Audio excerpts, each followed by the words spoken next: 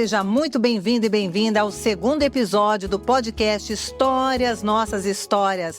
E eu sou Fátima Trindade e você que já assistiu ou não assistiu ainda, está perdendo o primeiro episódio, hein? Está imperdível. Volta lá no primeiro para acompanhar direitinho nosso podcast e entender o que as histórias, nossas histórias, estão passando para você e com certeza você vai compartilhar com muito mais pessoas e compartilhando já está ajudando, hein? Então, hoje, gente, eu tenho a honra aqui para o meu segundo episódio de receber uma pessoa, uma mulher líder, inspiradora, lenda maravilhosa, uma advogada de sucesso, presidente da Comissão de Famílias e Sucessões da UAB Campinas. Com vocês, doutora Desirê, seja muito bem-vinda. Obrigada. Que honra ter você aqui com a gente. Obrigada. E assim, gente, ela é uma querida, vai ser igual o meu primeiro entrevistado, que quem assistiu com certeza amou.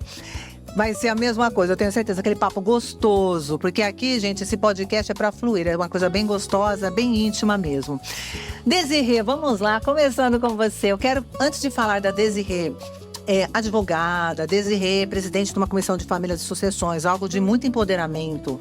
Mas eu gostaria de passar primeiro para os seguidores, para todo mundo que está nos assistindo neste momento, quem foi a Desirê criança? Conta pra gente o seu início, como é que você era lá pequenininha, menininha? Ai, quero muito ouvir, conta pra gente. Que delícia. Primeiramente, Fátima, quero te agradecer pelo convite. Fiquei muito lisonjeada com o seu convite. Desirê, venha participar, vamos fazer algo inusitado, que é contar sobre a sua história, sobre a sua trajetória. E, poxa, é algo que ninguém pergunta pra gente, né? Verdade. Como foi a nossa história, a nossa trajetória e o que nos tornou a sermos o que somos na nossa jornada atual, né? E esse é o propósito do podcast, é também passar para as pessoas, além do conhecimento que você vai passar daqui a pouco da sua área, mas também dizer a pessoa humana, que todos nós temos nosso ser humano, quem a gente foi, né, para ser o que a gente é hoje. Então vai ser de muita relevância, vamos lá. É verdade, e quando a gente pergunta, né, para o outro, quem é você? Normalmente as pessoas fazem referência com a sua profissão, exatamente, né? Sempre assim, né, eu sou isso, eu sou aquilo, né, mas e a pessoa, a criança, Desirê? Então além de advogada, fui um dia criança, né? Com certeza, com certeza. Fui criança e assim, o que eu posso te dizer da minha trajetória nesse período? Eu sempre fui muito agitada, completamente hiperativa. Dava trabalho pro meu pai e pra minha mãe. Eu imagino. Bastante trabalho. E sempre fui muito precoce, né? Na minha fase de período ali de pré-primário, eu iniciei a primeira série com 5 anos de idade. Jura? Minha mãe, até estava contando pra minha mãe esses dias, ela, eu não me recordo disso. Falei, mãe, então você teve que ir lá discutir na prefeitura, na época eu estudei num colégio público, e ela teve que debater com a municipalidade pro meu ingresso com 5 anos de idade no primeiro ano, né? Então, conseguiu. Eu, no pré, atrapalhava a turma do pré, então as professoras chegaram para ela e falaram, olha, mãe, esta criança aqui está atrapalhando as demais crianças. Ela precisa avançar. Então, já fui para a primeira série com 5 aninhos. Prodígio. Podemos dizer assim, né? E sempre fui muito inquieta, talvez seja essa a palavra. Sempre fui a criança dos porquês. Meu pai sempre falou para mim, mas quanto porquê, né? Porquê? E eu gosto, eu instigo muito, né? A vida, eu quero saber, quero respostas. Óbvio que depois de uma certa idade, nós sabemos que tem determinadas coisas que não exigem resposta pronta, que o tempo vai te dar a resposta, que nem tudo tem resposta também, né? Mas sempre tive essa inquietude. E além disso, né, nós estávamos falando lá nos bastidores. Gente, assim, só para vocês saberem, bastidores aqui é uma delícia, tá? Sai um convidado, entra outro, a gente já tá ali, ó. A gente continua o podcast. Pois é. As pessoas olham para mim hoje, Fá, e elas falam assim, você tá pronta, nasceu pronta, né? Você simplesmente pronta. Já nasceu advogada. Você trabalha por hobby, né? Verdade. Talvez seja a imagem, né, que a gente transpareça para as pessoas, mas a minha história teve muita batalha, teve muita luta e vim de uma família que teve muita luta. né? Conta um pouquinho pra gente sobre isso. A parte assim, você falou uma criança espoleta, uma criança inquieta, que buscava sempre respostas, vários porquês. Como que foi essa questão de obstáculos, assim? Conta, de repente, narra pra gente algum obstáculo que teve, assim, na sua infância, que você se recorda e que você superou. Veja bem, né? A minha trajetória, pelo que eu tenho de história e pela fase que eu lembro dos meus pais, de trajetória de família, meus pais sempre batalharam muito para dar boa vida, né? Por vezes não conseguiram dar tudo a nível material, mas eu digo para você que eu recebi tudo a nível de educação e a nível espiritual, e tudo que eles puderam me oferecer nesse contexto, eu, graças a Deus, fui privilegiada de ter, né? Óbvio que às vezes, lembra a tesoura da Minnie e do Mickey? Uhum. Eu tenho, você não tem? Uhum. Aquela lá eu não tive na época, mas tá tudo bem, né? E a gente trabalhava com o que a gente tinha. Mais minha trajetória, os meus pais, por exemplo, na época de muita dificuldade, que eu me lembro, meu pai pegou o recurso financeiro que ele tinha uma Kombi, comprou ovos. Gente, olha essa história. Comprou ovos, limão e chinelo.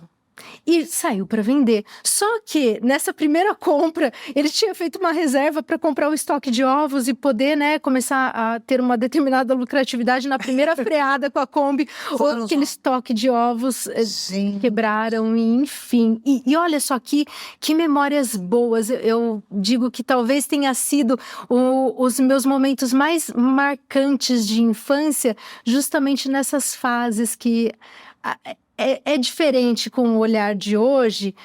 As histórias que aconteceram ali me marcaram muito. E até porque, né, Desi, eu falo que nós somos as nossas histórias. Né? Então, tudo isso que você viveu te construiu, fez essa Desirê que você é hoje, uma representatividade feminina e uma líder, né? Que não deixa de ser também dentro de tudo que você atua. Então, assim, olha que interessante, né? Compra, né, os ovos, aí quebra tudo, quer dizer, já é um obstáculo na época, né? Com certeza, mas também te ensinou. Teve algum momento aí, já te passou alguma história. E em cima disso, olhando essa sua trajetória de desafios, né? Você colocou aí dessa parte, mas quando que surgiu essa questão de, eu quero ser advogada? Quando veio o direito na sua vida? Por eu ser muito inquieta, eu sempre estava inserida em várias coisas, Fá, na minha época da infância. Então, eu fiz balé, eu fiz basquete, eu fiz judô, eu fiz vôlei, tudo que você possa imaginar a nível de esporte, né? Dentro, talvez até para conter a minha inquietude, a mãe falava, vai fazer esporte. E sempre estava inserida em algum esporte, até para conter essa minha inquietude. Muito repetitivo, né? Inquietude, mas realmente eu sempre fui muito inquieta. Você queria resposta, eu quero uma coisa rápida. Então, energia, muita energia. Pois é. Quando chegou na minha fase mais para adolescência, eu pensei em fazer educação física. Jura? Sim, educação física. E cogitei bastante essa hipótese. Meu pai sempre falava, não faça educação física, Desirê. Não faça educação física. Faça outra coisa. Pai, mas o que você tem contra a educação física? O pai e a mãe não queriam que eu fizesse educação física. Passou um tempo, falei, vou fazer fisioterapia. Né? Pois bem. Que é uma profissão ótima também, né? Mudei um pouco a vertente, falei, vou fazer jornalismo. Ótimo também. Publicidade e propaganda. E aí o pai falou assim, vou te inserir num teste vocacional, você vai começar um teste vocacional para a gente compreender o que você tem carreira. O que você vai realmente desejar prosseguir. E na época, doutora Érica, minha psicóloga, até hoje... Comecei a fazer o meu teste vocacional, depois comecei a terapia em si, né? E o meu teste vocacional, ele deu muito amplo, mas seguido para áreas humanas, né? Então, fui na época, prestei o quê? Prestei jornalismo, prestei publicidade e propaganda, prestei fisioterapia. E prestou educação física também? E não prestei educação física. Prestei uma grande profissão. Se for ver hoje, né, a maioria das pessoas também buscam, né, uma grande profissão. Sim. E aí, na época, eu passei em jornalismo, passei em publicidade e propaganda e passei também em fisioterapia. Cogitei também na época medicina, mas entendi que aquilo não fazia sentido para mim, né?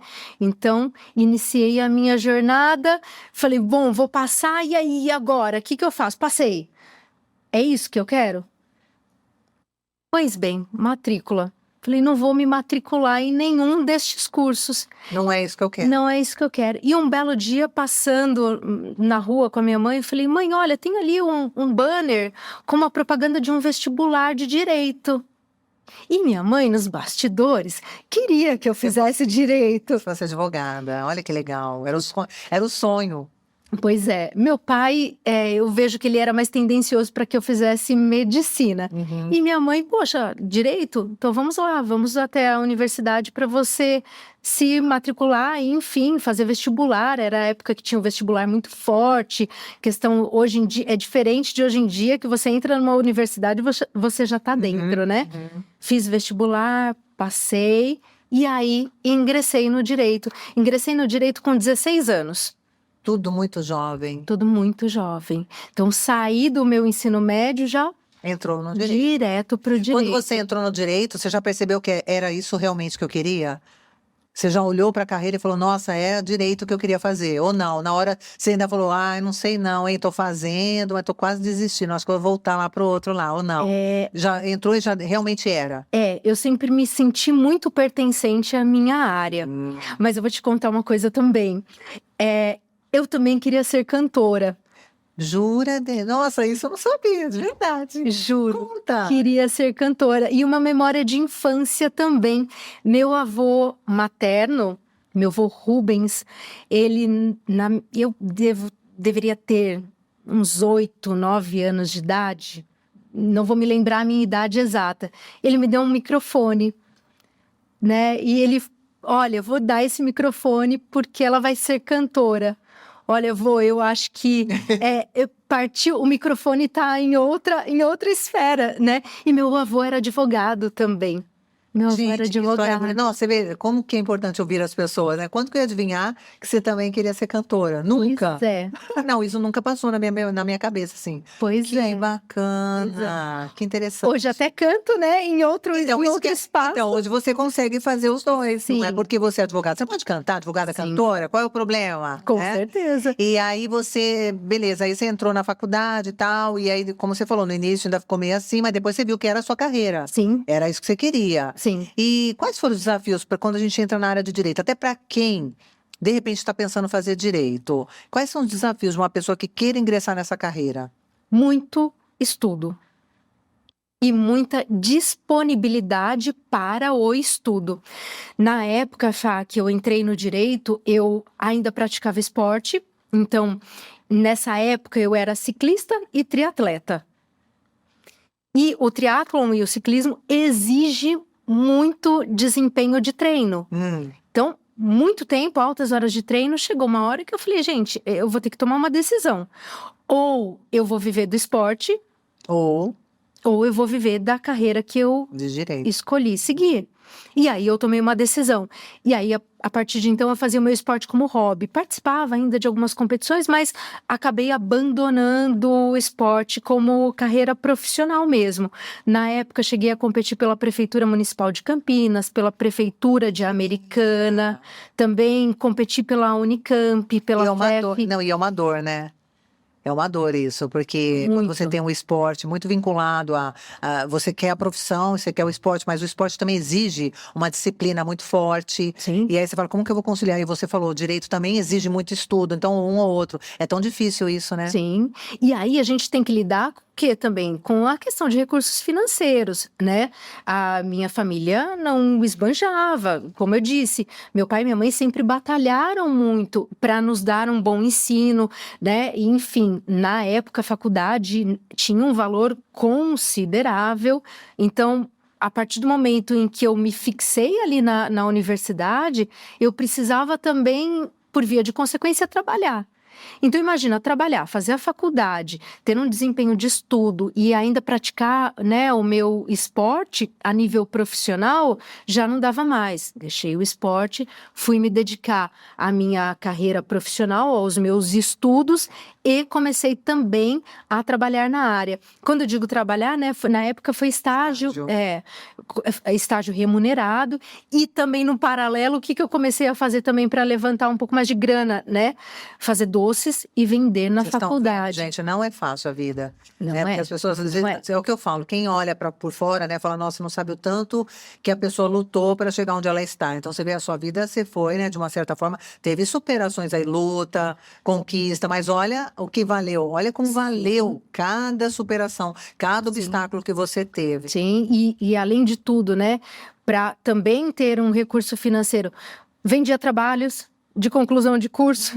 Que interessante. Fazia trabalhos para outros alunos, fazia trabalhos para aqueles que não conseguiam fazer, né? Eu fazia os trabalhos, vendia os trabalhos. Você achou uma oportunidade, Sim, porque a galera não conseguia, você ia lá e ajudava e cobrava por isso. Sim, e enquanto isso, a gente aprendia, eu, né? No caso, eu aprendia conforme eu executava os trabalhos para...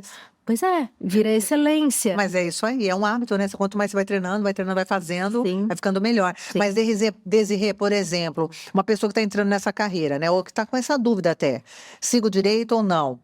Você falou que tem que estudar muito. Sim. Ok. Mas o que poderia ser identificado na pessoa hoje? Ela olhar e falar assim, tá com 18, 17 anos, enfim, esteja de repente igual você, e a pessoa fala assim, eu quero fazer, mas não sei, será que é isso mesmo? Tenho uma dúvida.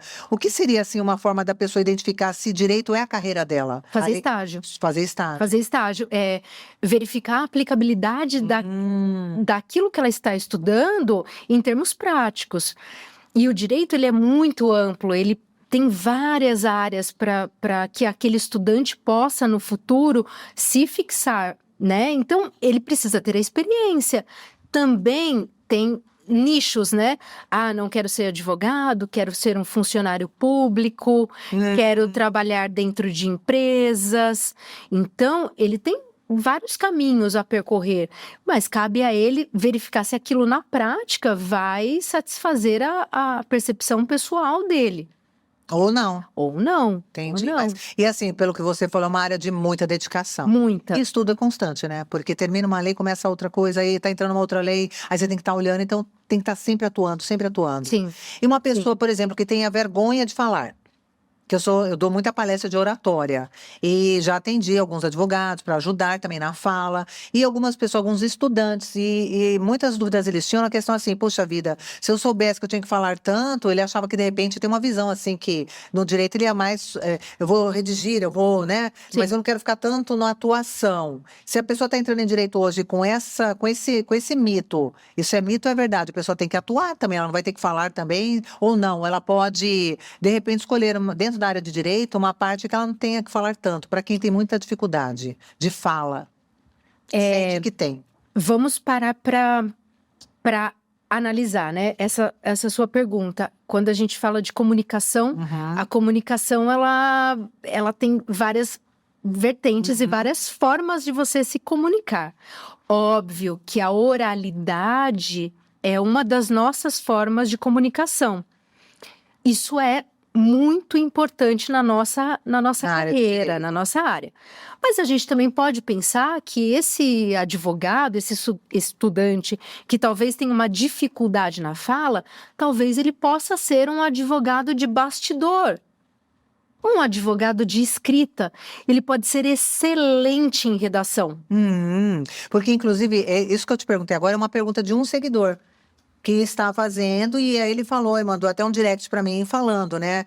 Eu falei, fica tranquilo que eu não vou falar nome de ninguém, né? E aí ele falou, Fá, eu queria só saber, pergunta você vai fazer entrevista, podcast, se de repente eu gosto muito, mas eu tenho muita, muita dificuldade de falar. Mas ele é muito bom nessa outra parte, só que ele fica de repente achando que porque entrou é obrigado. Então, aí, ó, já tá aí a resposta. Não necessariamente você...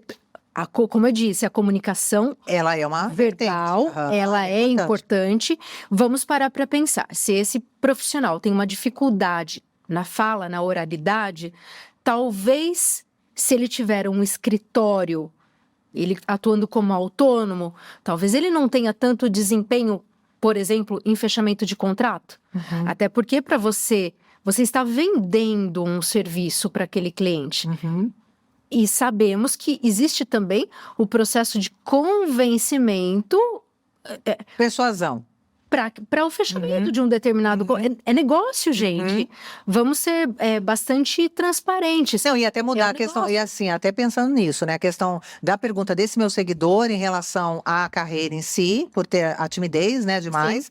Mas aí eu entro também como professora de oratória, né? Eu falo que hoje o mundo não aceita mais, a gente não consegue. Foi uma das coisas que eu passei também para ele, que a gente tem que buscar cursos, vai buscar, né, treina, porque tudo é treinamento. Eu era uma criança tímida.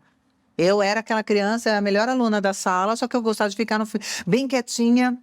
E que nem eu até colocava os cabelos, não queria nem que ninguém me olhasse, porque eu era bem tímida. E, no entanto, a vida foi deixando, foi trazendo, acabava por ser a primeira aluna, tinha que recitar poemas, enfim, acabava sendo sempre chamada. E aí a vida me levou para a carreira de oratória, não teve jeito, tinha que ser da comunicação. Então, tudo, eu acho que assim, tudo entra na prática também, a gente buscar uma ajuda, né? Dica de ouro, Fá. Isso, não é? Faça terapia. Também. Faça terapia. Vem muito disso, né? Dica de ouro. Porque, assim, nós não sabemos se aquela pessoa tem uma timidez, se ela tem algo que está impedindo... Uma crença limitante, um trauma, isso tudo tem que ser colocado. Tem. Então, a terapia, ela vai ajudar muito. Cursos de oratória. Que é o que eu falei agora. Foi isso, não, e essas práticas eu passei até para esse seguidor. Eu falei, busca, se não quiser, não, seja comigo, seja com outro profissional, mas busque ajuda. E a terapia, gente, ela é excepcional também, na questão de crenças, principalmente quando a gente tem um histórico de traumas, etc., na parte da fala. Sim. E fala, infelizmente, ainda continua sendo um dos primeiros medos, que as pessoas têm pânico, né, de falar. Mas eu falo, sabe por quê? Desculpa te interromper, antes de você seguir para a próxima. A gente acaba tendo, por vezes, a gente se limita de falar alguma coisa, porque a gente acaba tendo medo da reprovação. E veja bem, a gente nessa vida não tem garantia de nada, né? Nada. Você vai deixar de ser quem você é porque está se por comparando, medo que o outro por vai medo falar. da opinião do outro. É triste, e tem muito isso. As pessoas, infelizmente, elas estão muito nessa, né, nessa vibe. Porque vou fazer um negócio, nossa, que vergonha. O que o outro vai dizer, o que o outro vai falar. Olha, eu sou uma pessoa que eu não fico pensando nada disso, eu faço a minha parte. E com amor. Eu acho que tudo que a gente faz com desejo profundo e aquela coisa de missão mesmo. Você fala, nossa, eu estou fazendo com muito amor, que a minha entrega está sendo a melhor. Dentro da minha possibilidade, o melhor que eu posso fazer é isso. E sem comparar. É igual podcast, tem vários locais que fazem, cada um faz do seu jeito e tá tudo bem. Sim. Né? Mas nunca pensando na régua do outro. Eu vou medir meu sucesso pela sua régua. O que você fez, de repente para você vai dar certo, para mim não. Sim. E a oratória vem muito disso. Então, simplesmente é começar. Sim. E falar para mim é começar. Você tem que começar. Uma hora você começa e vai. Com né? certeza. Então, muito bem. E até porque esse assunto, depois de crenças limitantes, a gente vai ter um outro convidado, né? Para falar sobre esse assunto. Então, vamos falar da Desirê, da nossa advogada maravilhosa. Então, Desirê, bacana que eu já entendi toda a sua parte, né? De uma certa forma, não dá pra gente falar tudo aqui em relação à infância, mas deu para entender que você teve uma infância de muita luta e que fez você essa mulher maravilhosa que você é. Agora, falando um pouquinho da carreira, né? Hoje você ocupa um cargo de liderança como presidente da Comissão de Famílias e Sucessões da OAB Campinas, que é um cargo de muita relevância, e sendo mulher, dentro de a gente fala, né? Hoje nós vemos que muitas mulheres na base, como advogadas, elas estão na base até com uma maioria. Sim. Só que, porém, no cargo de liderança ainda é bem menor em proporção masculina. Como que quais são os desafios que você enfrenta nessa posição que você tem atualmente? A gente vive um preconceito diário, né?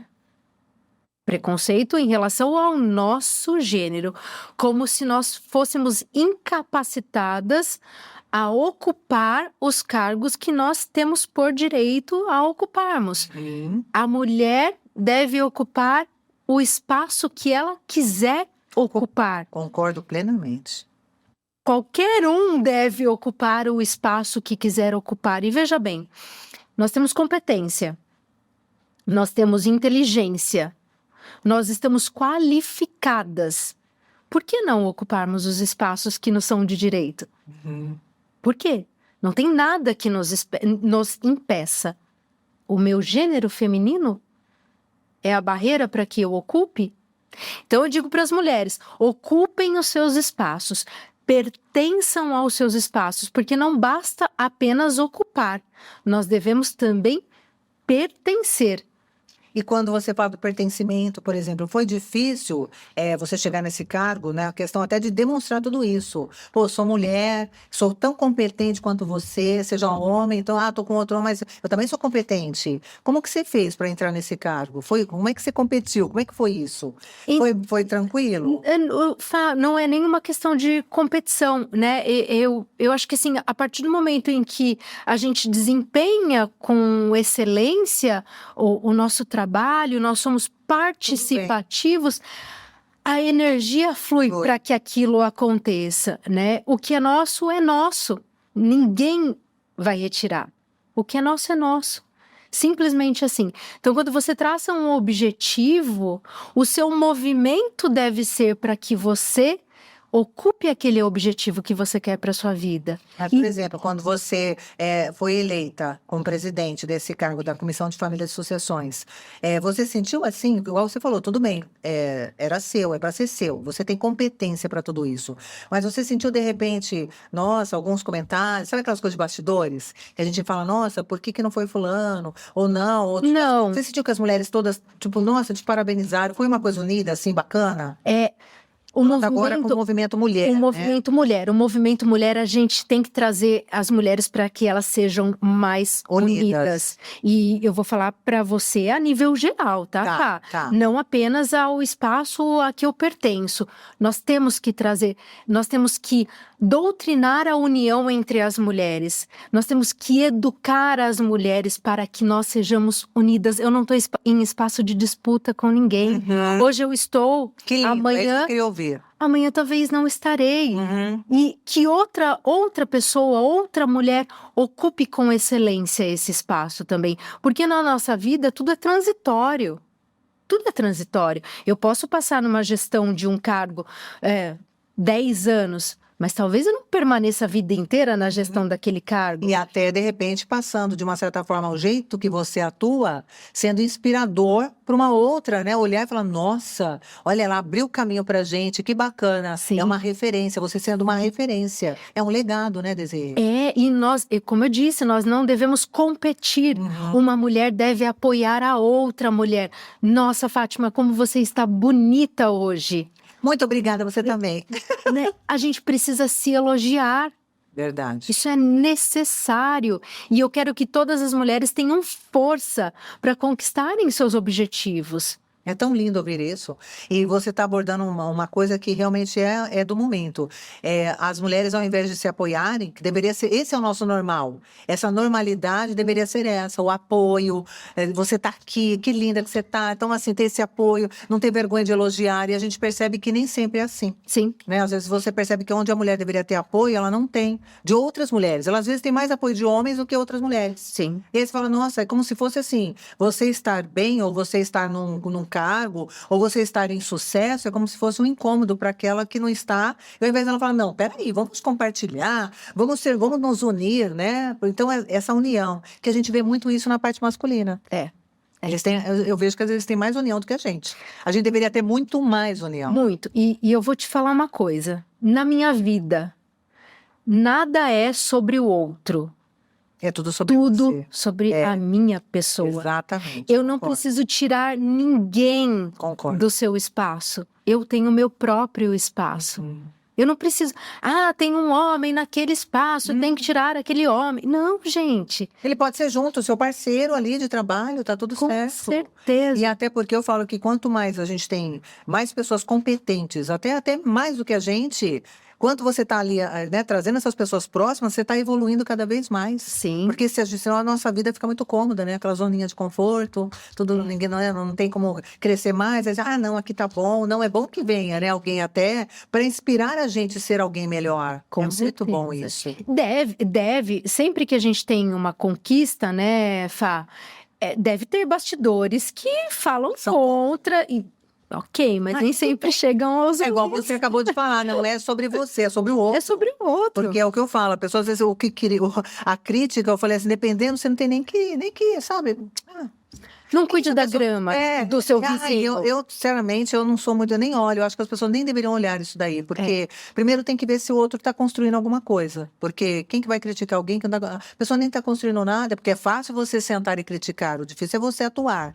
É você fazer, né? É bem diferente. Porque às vezes fala, olha, ai, foi ruim. Tá, vai lá no lugar e faça pela pessoa. O que você critica, faça pelo outro, para você ver como é que é. Aí você vai sentir a dor do outro. Então, por isso que eu falo, gente, eu sou uma pessoa que eu falo, não critique ninguém, porque você não sabe o que o outro está passando, o que aconteceu para ele chegar nesse ponto. Então, quando você começa a ter essa empatia, você começa a parar, falar, ficar criticando, gente, para, né? E sempre eu penso assim, o que que o outro construiu? Se o outro não construiu nada, pô, vou ligar para uma crítica dessa? Não vou nem, tô nem aí, entendeu? A gente tem que, ó, para frente. E uma pessoa que estiver igual no seu cargo, né, no meu, na nossa atuação, se você está em ascensão e sucesso, é normal que isso aconteça. A gente tem que ver isso até, deixa para lá, nem esquenta. Sinal que está crescendo, está evoluindo cada vez mais. Tem aquele ditado, né, Fá? Ninguém chuta cachorro morto. Não, e ninguém. Não tem aquele outro que fala, né? Que é, como é que é? Do martelo?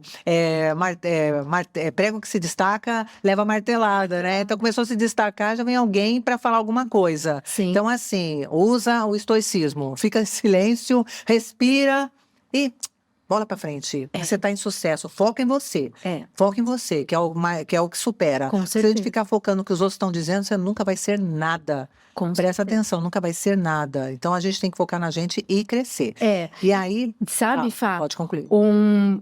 Eu ouvi ano passado, começo desse ano, professor Jefferson, professor de psicologia. Escolha boas companhias. Ai, muito bom você falar isso.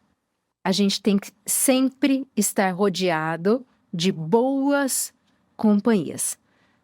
Quem não vai agregar, desculpa, não tem que estar do nosso lado. Sabe o pessimista, aquela pessoa pessimista? Nossa, sempre Aquela pessoa vítima. que só olha para a vida. Vitimismo. Não, sabe? Estejamos sempre acompanhados de boas companhias. E você sabe, né? Nós somos a referência das 5 pessoas que a gente mais tem contato. Então, quanto mais você fica com pessoas que só falam mal dos outros, que apronta contra outra pessoa, que está sempre fazendo mal, que está sempre trazendo coisa negativa, poxa, o que você está fazendo do lado dessa pessoa? Porque quanto mais você fica próximo, é como se você estivesse absorvendo. Então, às vezes eu que lido muito, né, como palestrante, como consultora empresarial, mentora de carreira, eu falo sempre para os meus, né, mentorados e para os meus clientes, eu falo, gente, se você fica, o ambiente, ele também constrói comportamentos. Então, assim, se você fica num ambiente negativo, o tempo todo, você pode ver quando você vai embora de um ambiente desse, você evolui. Porque no ambiente negativo, ele vai te levar junto. Então, ele vai moldar seu comportamento. Então, agora eu quero mudar meu comportamento, eu mudo de ambiente. Porque enquanto eu continuar no ambiente negativo, eu vou continuar cada vez pior. E é ladeira abaixo. Para sair disso, sai desse ambiente e vai buscar gente que sejam associados à sua vibração, né? Porque aí a coisa flui. Muito bem, Desirê. Agora sim, falando dessa questão da nossa parte de liderança feminina, o que você acha, na sua opinião?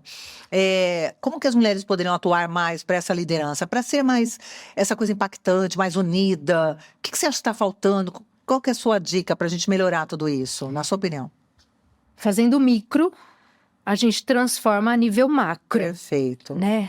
Não adianta eu falar, vou liderar um movimento com 1 milhão de mulheres. Gente, já quer começar do 1 milhão. O seu 1 milhão de mulheres começa com a sua mãe, que está do seu lado todos os dias. Perfeito. Começa com a sua filha, que está do seu lado todos os dias. Começa com as mulheres que você pode transformar também todos os dias. Gente, então aquele micro, se eu transformo e faço algo de bom na vida de uma mulher, aquilo se propaga para outra, que se propaga para outra. E vira um macro.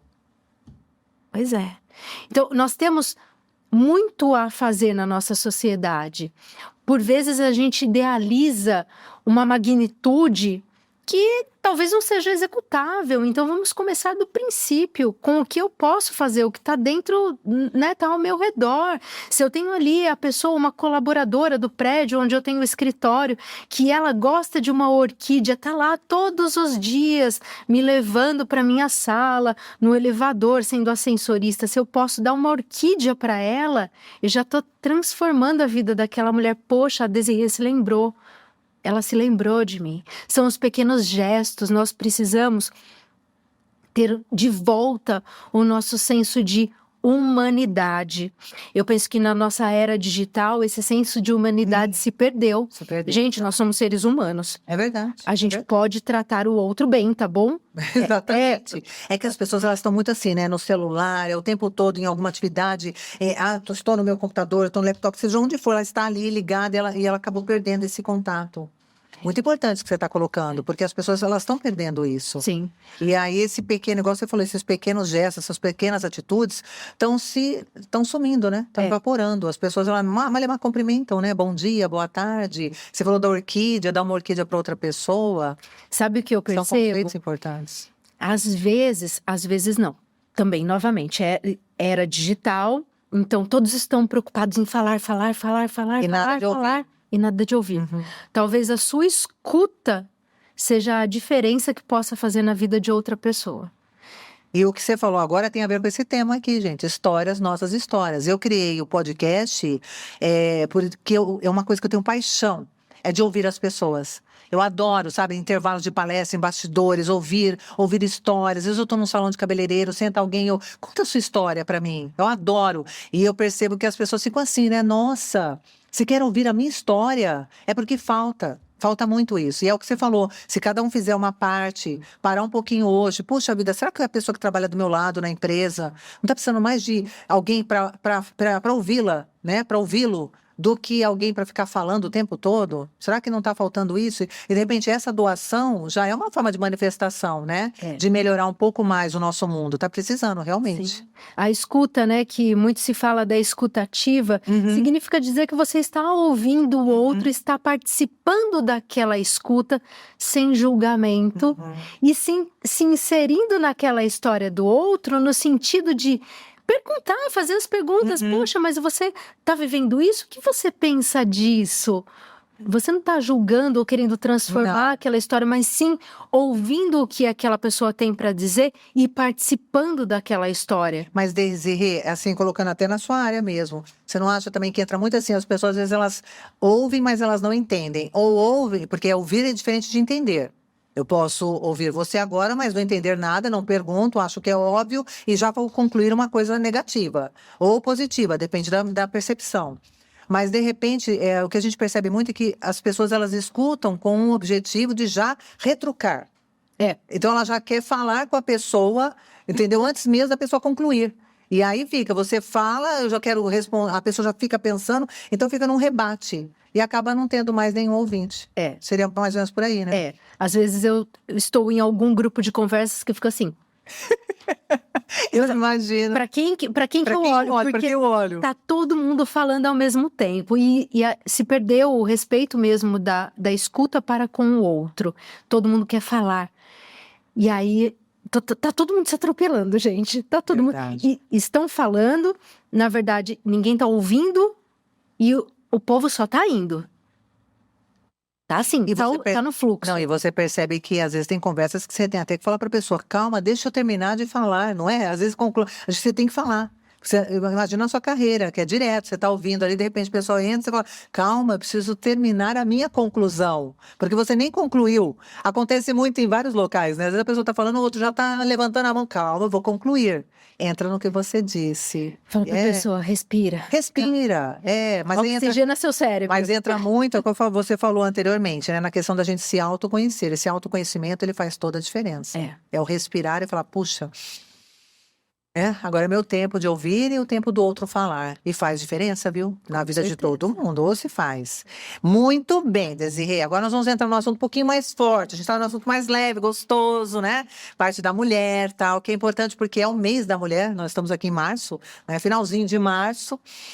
E eu queria falar agora de um assunto relacionado a isso, que é um tema mais forte, porque hoje, Desirê, a gente vê no Brasil, né, nosso país, nós temos uma realidade alarmante. Em média, 1.500 mulheres estão sendo vítimas do feminicídio no nosso país, por ano. E a maioria desses crimes acontece dentro da casa da pessoa, e o pior, né, cometido por quem dizia amar. Como que você entende? Como é que você... fala um pouquinho pra gente dessa realidade agora, da questão do feminicídio da mulher. Também quando estávamos nos bastidores também falando sobre algumas questões, nós temos um problema social gigantesco. Vivemos em um país onde nós não temos educação, preservação de história, cultura, saneamento básico, né? Pessoa que passa fome não consegue pensar, e a pessoa que passa fome não consegue pensar, ela não consegue estudar, e aí quanto mais isso acontece, mais nós temos pessoas não educadas, desinformadas, e aí a gente tem esse problema social gigantesco, onde as mulheres, em sua grande maioria, não sabem dos seus direitos. E aí, essa mulher está sofrendo violência. Será que ela sabe a violência que ela está sofrendo e o tipo de violência que ela está sofrendo? Porque hoje nós temos diversos tipos de violência. Às vezes aquela mulher é massacrada diariamente a nível psicológico e ela não se dá conta de que ela está sofrendo violência psicológica. Ou será também que ela não fica pensando, de repente, puxa, ele vai mudar? Sim, porque eu acho que vem muito disso, né? O silêncio, a pessoa sofre em silêncio. Eu acredito que muitas mulheres sofram, particularmente, eu assim, vendo, né, o que a gente vê de notícias, às vezes você vai ouvindo, às vezes eu vou ouvindo algumas coisas em palestras, eu escuto algumas mulheres também, e aí você vai vendo, assim, que às vezes ela se sente sozinha. Porque como que eu vou dividir? Ela vai dividir aquilo que ela está passando, né? De uma certa forma, uma afronta que ela recebe todos os dias, um monte de coisas psicológicas que trabalha com a mente dela. Você não serve para nada, você é indigna, você é feia, você é gorda, você é isso, você acha que alguém vai te querer? E de repente a pessoa vai ouvindo todo esse tipo de conversa. Só que quando a autoestima, né? Quando a baixa autoestima afeta, ela aceita. E aí em silêncio, né? As vozes, né, dela vai aceitando e achando como aquilo uma normalidade. Aí o marido começou a fazer isso, né? O parceiro vai fazendo e ela vai achando isso como normal. Sim. E vai aceitando e às vezes por muito amor da parte dela, ele vai mudar. Não, ele falou isso porque ele quer meu bem. Ele vai mudar e vai se condicionando. E quando vê e nem percebe, já está dentro do processo. Acreditar que o outro vai mudar é um fator. E aí nós temos um grande fator que é a dependência econômica. Porque muitas mulheres ainda vivem à dependência dos seus maridos, dos seus homens, companheiros, enfim. Então, a gente precisa o quê? Educar essas mulheres, ter uma inserção dessas mulheres no mercado de trabalho com dignidade para que elas recebam salários justos e equitativos ao que os homens recebem, né, para poder se sustentar sem dependência econômica daquele parceiro. Porque muitas mulheres não saem por conta desse ciclo. Olha, eu dependo dele, e aí? Se eu sair desse relacionamento, eu vou conseguir sobreviver? Pagar aluguel, água, luz, de repente, na alimentação? Cabeça dela, não, né? Não vai conseguir. De repente, na cabeça E é o que a gente acabou de falar, né? Cada um sabe dos seus problemas, né? Então, quando a gente vê do lado de fora é uma coisa, mas a pessoa que está vivendo essa situação, você imagina o terror que às vezes a pessoa vive. E muitas vezes eu imagino assim, a pessoa às vezes até com ameaça. Muitas vezes ela quer até denunciar, mas e a ameaça? Sim. Vou te matar, vai acontecer isso, entendeu? Já está ameaçando. E é sobrevivência, né? E a nossa mente, ela vive no modo sobrevivência.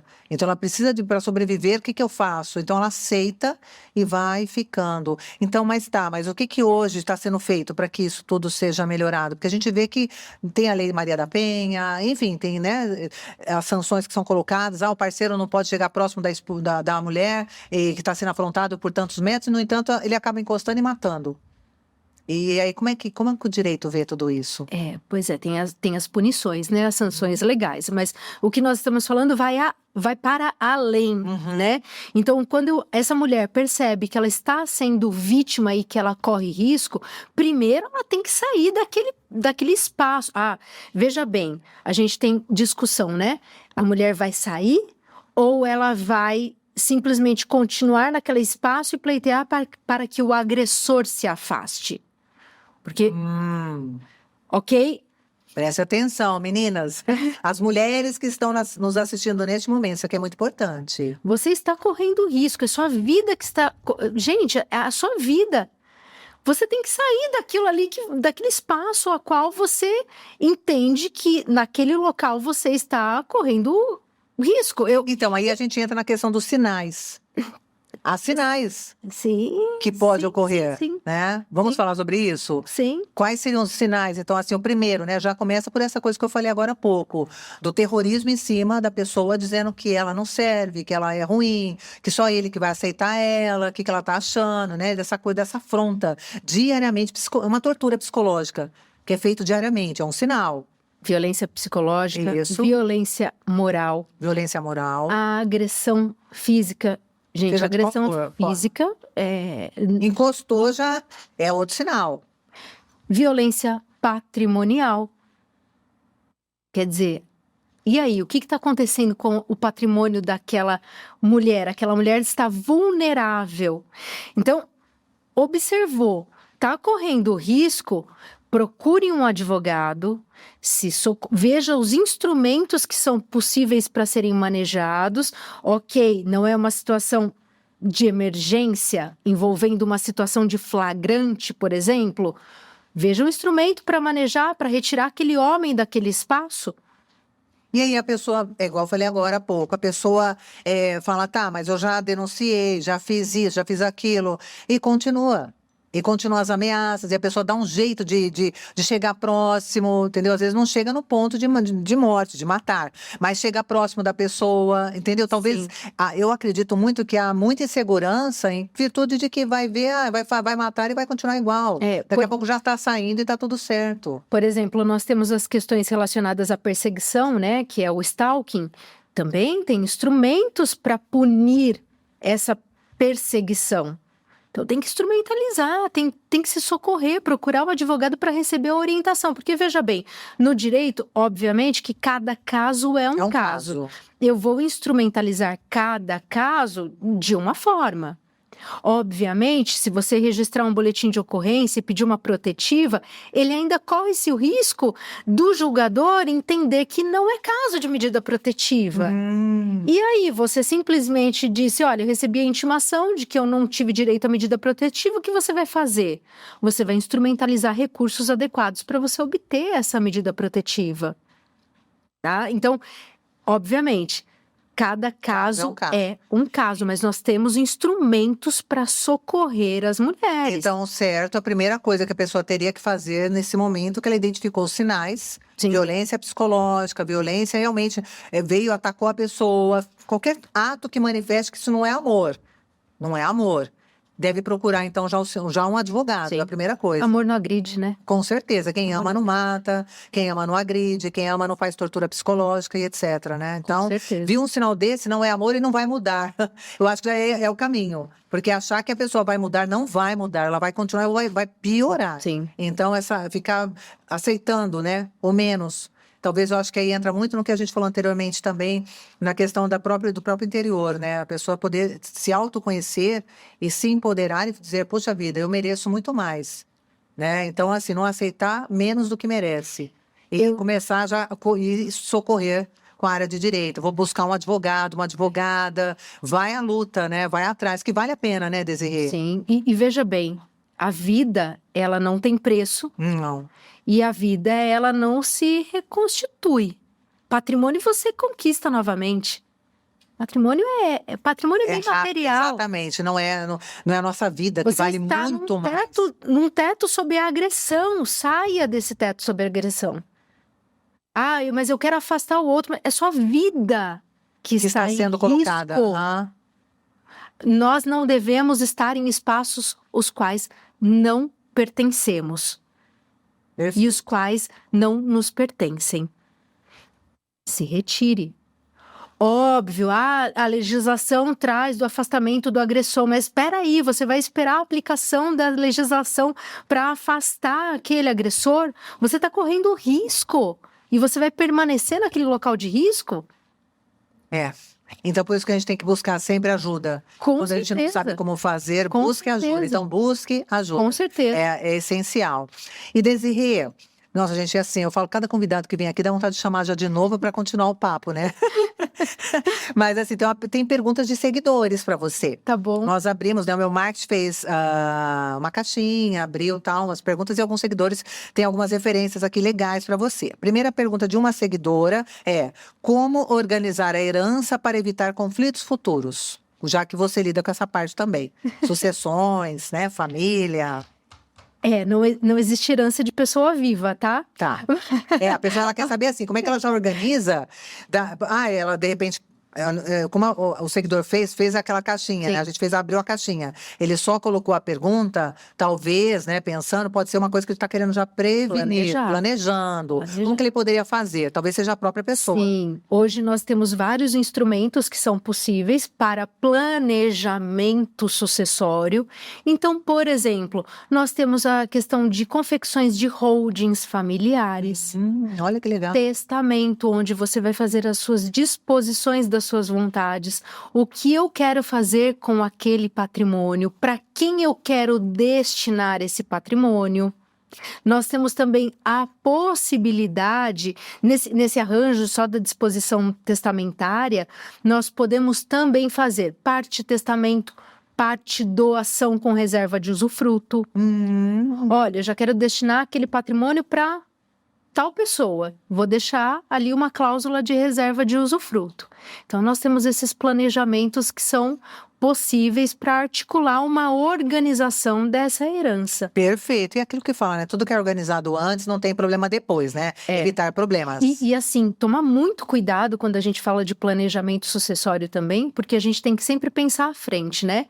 Pensar também numa situação de no futuro, essa pessoa que está planejando e se organizando, também de ter uma reserva caso haja algum problema de saúde. Porque imagina, fez uma doação, depois vai precisar do dinheiro desse patrimônio para cuidar da saúde. Então, E aí? Verdade. Né? Então, o planejamento ele vai muito além. Mas por isso que você falou, buscando um advogado, né, que lide com essa parte, com certeza o futuro será melhor. Com certeza. Uma outra pergunta de seguidor. Em uma decisão de guarda de filhos, o que é levado em consideração? Seguidores, aqui, resposta. Guarda de filhos. Veja bem, a legislação traz que a guarda, em regra, deve ser compartilhada entre os pais. Ok? Então, suponhamos, se eu estou falando de uma ação de guarda, significaria dizer, vou colocar em regra, que comporta exceção, que aquela pessoa que está pleiteando a guarda, pleiteia que seja unilateral e não compartilhada. Porque a regra diz que a guarda é compartilhada. O que vai ser levado em conta? Se aquela pessoa que está postulando a guarda do filho, se ela tem condições e capacidade de gerir a guarda desse filho. Então, o que é levado em consideração seria isso? Sim, e com a preservação do superior interesse dessa criança. O local é adequado, tem condições de tratar, assegura a dignidade dessa criança, a subsistência, a garantia de saúde, educação e o livre desenvolvimento dessa criança? Sim. Então, isso é o que é levado em conta para o deferimento da guarda. Acredito que você já respondeu a pergunta da seguidora aqui. A outra pergunta e última é: e hoje qual é o conflito familiar mais presente dentro do direito? Divórcio. Isso. Divórcio. Divórcio envolvendo partilha patrimonial com o combo de guarda de filhos, regime de convivência e pensão alimentícia. Essa é a maior escala. Pauta. Mas a primeira é divórcio. Divórcio. Os que envolvem maiores conflitos, normalmente eles vêm combinados com esses acessórios, que digo acessórios, mas seriam ações até que poderiam ser segregadas, né? E serem colocadas individualmente. Divórcio, compartilha patrimonial, uma ação de guarda, uma ação de fixação de regime de convivência, uma ação de pensão para pensão alimentícia, fixação de alimentos. E Desirê, uma curiosidade minha agora. Você que lida com isso diariamente, né? Divórcio, sucessões, essa parte de brigas, né? Familiares. Como que você lida, assim, no dia a dia da pressão? Porque eu acredito que você pegue um cliente lá que, de repente, está tranquilo, mas você pegue clientes nervosos, com a parte emocional totalmente desequilibrada. É aquela guerra, né? Você vê né, as duas pessoas ali, o casal, as discussões. Como que você consegue lidar com essa pressão? Eu estou com a minha terapia em dia. Gente, tá vendo? Advogado também faz terapia. Sim, porque para eu cuidar do destino do outro, Você tem que se cuidar eu primeiro. tenho que me cuidar. Senão eu não serei a pessoa mais aconselhável a cuidar do destino do outro. Perfeito. Veja bem, a gente precisa separar e não se envolver com a vida daquele cliente. Isso é extremamente importante no direito das famílias. Não se envolver. Por óbvio que existem situações que comovem, existem situações em que ficamos impactados, mas aquilo não deve permear na minha vida pessoal. E é tão complicado, né? Demais. Você ser imparcial de uma coisa que você fala, você vai ouvindo ali, você fala, nossa, você acaba querendo interferir, né? Sim. Mas tem que ser, aí você tem que ser a advogada que você é. Separar. E o que eu falo sempre para os meus clientes, por óbvio, tem clientes que não possuem capacidade financeira para isso, mas existem núcleos, por exemplo, de práticas que em psicologia que conseguem atender a baixo custo a pessoa que precisa de um acompanhamento terapêutico. Olha que bacana. O que eu falo sempre para os meus clientes, você vai me contratar? Ok. Eu vou pedir para que você inicie uma terapia. Então você já fala para o cliente. Sim. Quero que você faça uma terapia. Sim. Que bacana. Aceitam, assim, normal? Eu diria para você que uns 90% aceitam com tranquilidade. Bom, nossa, com tranquilidade. E os 10% aí ficam em cima do muro, mas depois acabam tendo uma boa aceitação. Perfeito. Porque a terapia é um espaço de fala e que a gente tem que saber separar. Gente, terapia é vida.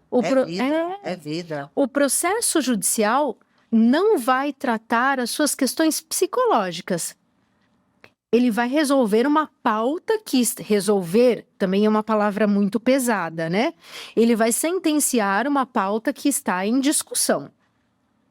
Então, ela precisa de um peso de uma decisão judicial para que aquelas partes, na teoria, cumpram. Acontece que, no percorrer de um processo judicial, acontecem várias nuances que a gente, por vezes, nem consegue levar no processo, porque o juiz não vai decidir aquilo. Não cabe à esfera jurídica resolver aquela questão. Então, esse cliente precisa estar com acompanhamento terapêutico em dia, para que ele possa também ter um autodomínio e uma autogerência da sua vida, de modo a que não ligue toda hora para o advogado, olha, entregou meu filho com a malinha com a roupa suja, e aí, doutor, o que eu faço? O processo não vai resolver essa pauta. O cenário ideal é que os pais tivessem uma estrutura para contratar sessões, por exemplo, de coparentalidade, para que eles soubessem como atuar na gestão da coparentalidade. Isso ainda é um pouco distante da nossa realidade a nível Brasil, em que nós temos uma situação de uma população com baixa renda, uma população pobre, uma população que você precisa educar, uma população que eu falo, você precisa de um acompanhamento terapêutico e a população não responde, eu não sou louco. Uhum. Porque a maioria fala isso, né? Ainda tem muita gente que fala isso. Sim. Pra que terapia? Eu não sou louco? Sim. Ainda tem... É um estigma, né? Uma coisa bem absurda. É. Porque hoje todo mundo deveria... Aliás, quem faz terapia não dá problema pros outros. Não leva, né? Porque a pessoa já se cuida. Então ela já sabe do emocional dela, ela se equilibra até no momento de nervosismo. Ela fala, opa, peraí, né? O que eu tenho que fazer? Qual é a minha parte? E olha a nossa importância, Fá. Eu tive uma audiência uns 3 anos atrás, uma audiência presencial, e que nós estávamos compondo ali um acordo, né, num processo relacionado à questão de disputa patrimonial, envolvendo uma conjugalidade. Estava tudo redondinho para fechar essa composição nessa audiência de tentativa de conciliação, já percorrido muitos anos de processo. Tudo ok para fechar, e o colega advogado da parte contrária falou: doutora, eu não vou assinar isso, eu não vou fechar. Eu não vou fechar porque a senhora... E aí a gente volta lá para a questão do meio do podcast, a questão de preconceito, a questão das nossas dificuldades. Doutora, a senhora trabalha por hobby, né? Eu não acredito. Na audiência. A senhora trabalha por hobby, né? Eu vivo da advocacia. E eu não vou deixar os meus honorários serem afetados. Composição não vai sair, porque eu não vou deixar os meus honorários serem afetados. Doutor, olha, o senhor não sabe da minha vida. Pode falar. E a minha vida não está em pauta aqui. Então, o senhor não sabe um terço da minha vida. Mas eu estou tentando compor as partes. E ali no embate, enfim, chegou um determinado momento que a cliente dele falou: doutor, eu vou pagar os seus honorários. Eu quero fechar o acordo. Eu quero fechar o acordo. Então, da importância dos advogados se capacitarem, dos advogados fazerem bons contratos, porque nós precisamos da preservação dos nossos honorários, é Claro, óbvio, né? é claro. Trabalha por luxo, né? Nós vivemos disso e eu não trabalho por hobby, tá, Exatamente, gente? por favor, fique bem claro. Né? Mas olha só o preconceito ainda que a gente sofre no Gente, isso é um absurdo. Não, e na negociação, tava tudo redondo. Isso é um absurdo. né? Imagina a sua cara, né? Eu não posso afetar o que as partes estão ali naquele momento, já se compuseram, não vão fechar um acordo por questões relacionadas aos patronos? Não, gente, eu tenho que ser ponte para essas famílias. Com certeza. Eu tenho que construir um futuro melhor. O meu trabalho é sempre voltado para a construção de diálogo, para a construção da felicidade na vida daquelas pessoas, porque o nosso papel, sobretudo, né? É isso. É sobre isso. É sobre isso. Quem está num divórcio quer viver daquele conflito. A gente sabe que muitos se nutrem, né? Do conflito, sim. Existem pessoas que gostam de viver o conflito. Mas eu sempre digo para os meus clientes, ao me contratar, eu objetivo a resolução na melhor estratégia jurídica para que aquele assunto se resolva e não seja mais uma pauta de problema na sua vida. Na harmonia, né? Na harmonia. Objetivando a harmonia, bem-estar, para que aquelas crianças possam se desenvolver livremente, livre de conflitos, não estarem inseridas em conflitos dos pais. Que é horrível. Imagina uma criança crescendo assim. Com Como é bom quando já tem tudo certinho, né? Com certeza. Gente, então assim, primeiro lugar, né, Desirê, tá maravilhoso esse papo, sensacional, dá vontade de não parar, gente, mas ao tempo, né, já tá aqui, então, finalizando, Desirê, só pra assim, pra pessoa, como a gente falou muito do feminicídio ao mês da mulher, uma mulher, pra finalizar o nosso bloco, eu queria te pedir algo muito especial, uma mulher que hoje esteja passando por tudo isso, em silêncio, e não tem a quem socorrer, e não tem dinheiro, não tem mecanismos financeiros para poder buscar ajuda, né, de um advogado pago. Onde ela deveria ir? Dá uma dica. Busque ajuda. Dados estatísticos demonstram que as mulheres que sofrem violência, elas inclusive buscam ajuda em rede de apoio familiar, elas buscam ajudas em instituições religiosas. Então, veja bem, peça ajuda, grite. A mulher precisa falar. Eu estou precisando de ajuda. Se socorra da sua família, se socorra, por vezes, se você está inserida em uma instituição religiosa, sim. Vá, busque ajuda, né? Ajuda, porque, por vezes, aqueles que estão ao seu redor conseguem te amparar. Por vezes, a falta de recursos financeiros te impede de contratar um advogado particular, mas existem núcleos de práticas jurídicas. Delegacia, está sendo vítima de uma violência? Delegacia da Mulher. A Delegacia da Mulher. Perfeito. Disque 180, Disque 190 e peça ajuda, grite. Ou seja, não cale sua voz. Você não pode se calar. Com certeza, concordo. Gente, está encerrando mais um episódio, podcast Histórias, Nossas Histórias. Hoje com essa convidada maravilhosa, Desirê. Foi um prazer ter você aqui, de verdade, viu? Foi assim, um papo tão gostoso que não dá vontade de terminar. Olha, só eu, nossa, respondeu tanta coisa aqui e levo isso já como um conhecimento para ajudar mais pessoas, transmitir. Está encerrando então o nosso bloco, gente. O podcast de hoje foi com a doutora Desirê. Você gostou? Tenho certeza que as informações passadas vão ajudar muito outras pessoas. Então, o objetivo do meu podcast é você transformar mais vidas, multiplicando esse conhecimento. Então, vai agora, clica, compartilha, né? Então, com certeza, vai ajudar mais uma mulher, uma pessoa, um homem, seja quem for pro nosso papo aqui, foi para tudo, dá para todas as áreas. Muito obrigada, gente. Até o próximo podcast.